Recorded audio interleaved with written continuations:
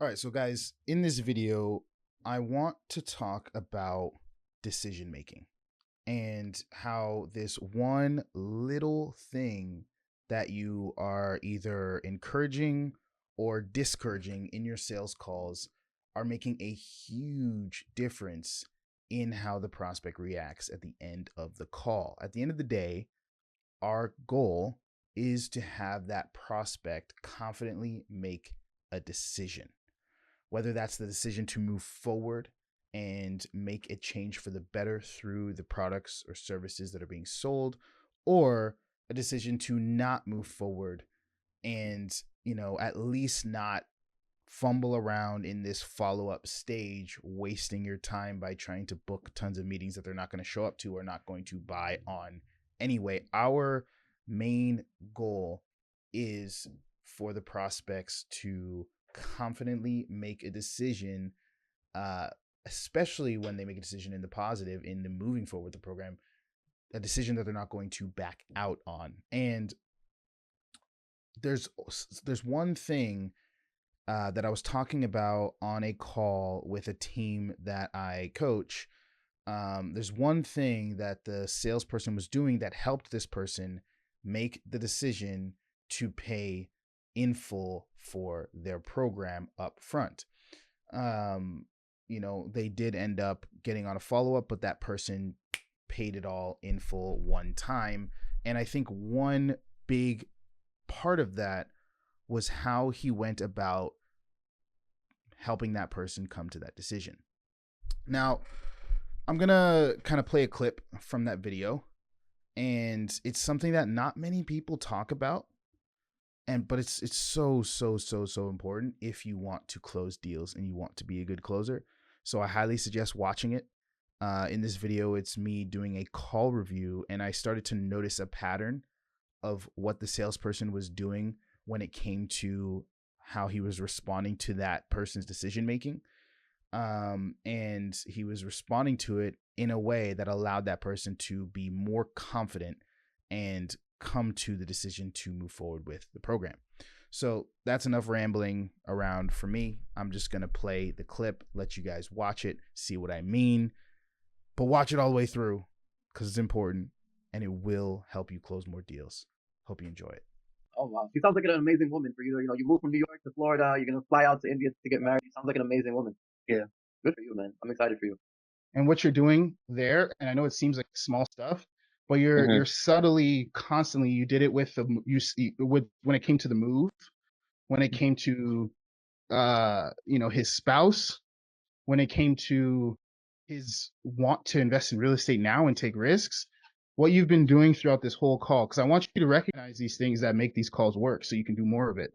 What you've been doing throughout this whole call is you've been reinforcing his confidence in his own decision-making process.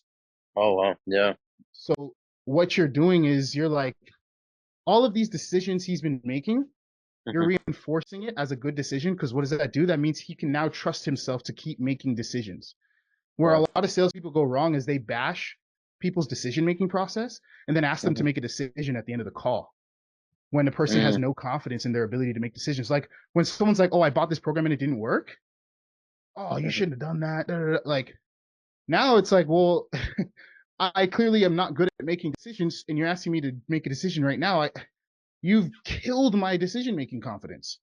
But what Mm. you've been doing throughout this call, great decision to move to Florida. Great decision to get married. Great decision to get into real estate and invest now. Great decision to take risks. Great decision to, like, when you're saying you don't want to invest for $200 profit, and you get great, like you're making all these good decisions. So he Mm. feels good now. He's like, yeah, I'm a good decision maker. When I decide to do Yeah. something, it's usually a good decision. Now, Wow. at the end of the call, we're like, hey, make a decision to move forward with us. He's confident in his decision making. Yeah. Mhm. So It's interesting. making Yeah, this decision's easy. You know it's what I mean? interesting you said that because I didn't even realize that. Yeah. And that's why I want to point it out, because it's Yeah. these little things on the call that make a huge difference. Sometimes we can immediately, salespeople, be like, make them feel like they're in the dumps, bash their decision making, bash this, and then they'll move forward with us. They need to only trust us. It's like, Mhm. you need to you're also giving someone the confidence to move forward. And part of that is making someone, because like if someone can't trust their decisions and they're like scared now because Roberto said that the decisions I've been making throughout my whole life have been terrible decisions. I need to think. I can't decide now. I need to take time.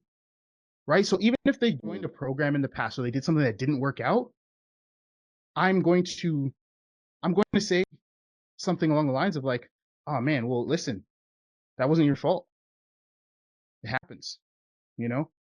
That's not like, I'm not going to blame them for that decision. A lot of salespeople will blame them and say that was a bad decision. You should have found us first. You should have joined FI Investors instead of the other program. That was a bad decision. No, that was a good decision. Point out the positive. Hey, but what did you learn out of that program? What did you get out of it? Show them that the program that they failed in still yielded benefits. Because what does that do? Now, if they join our program and don't get everything they wanted, they can look at the positive and still understand the yield benefits. So if you say, hey, the last program you invested in was terrible, bad idea, you got nothing out of it, you wasted your money, of course they're going to be scared to invest again now, right? Exactly. But if they're like, I joined your competitor last year and it didn't work out, I'm going to say, well, obviously I'm going to find out why they believe it didn't work out. I'm going to say, well, what did you get out of it? What was the positives? And if they say, well, I did learn this, I did learn that, I'd be like, dude, that's huge. You know how many people don't even know that much? You know how much, and that information is going to serve you for the rest of your life. Like I'm going to almost prop up that other company because I don't want them thinking, oh, last time I did this, it was a failure. So why should I do it again? I want them to be like, oh yeah, you know what? Maybe that was a good investment. Maybe I did get something good out of it. You know what? Yeah, maybe my decision wasn't a bad decision. Maybe I don't need to take 6 months to think about it. You guys see that? See the difference there? Yep. Yeah. And a lot of people do the opposite. He was work because it wasn't just this call. Like after this call, I forgot the excuse, but he said he had to talk to his fiance about it, or do some research on it. And then I sent him, the brochure. We had another follow-up call. I answered all of his questions. Then he said that he had to talk to his fiance about it again. And then it wasn't until the third, even I think we had a third call, but I noticed that he started following me on Instagram. Because I had texted him to, like, we were supposed to have a follow-up call and he didn't pick up, so I thought he ghosted me. And then he followed me on Instagram. He liked one of my photos that I had with my partner that I'm with now. And then he sent me and Diego a message saying that he was over analyzing and thinking too much about it, but he said that he felt it was right to join the program. So then immediately I just called him and then I was able to close him there. Good job, dude. But he was definitely one of those follow-ups that I had, that he just needed that reassurance. And to your point, it was like, now that you're saying all this, like now I'm understanding, like, yeah, it was reassuring him that he was making the right decision. Yep, 100%. And that starts from letting someone understand that all decisions they've made were either good decisions or at least the best they could do with the information they had.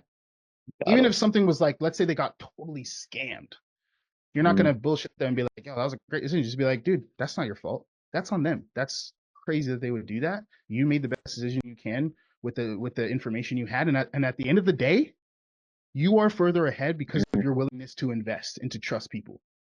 There's no one that's been successful in real estate that didn't take risks, that didn't invest, that didn't spend tons and tons and tons of capital investing in themselves, because that's the highest ROI you'll ever get, is building skill sets and investing over and over and over again. So you know what? Good on you for making that investment, because it just increased your tolerance to self-improvement. So even though it didn't work out, I'd say it was a net positive.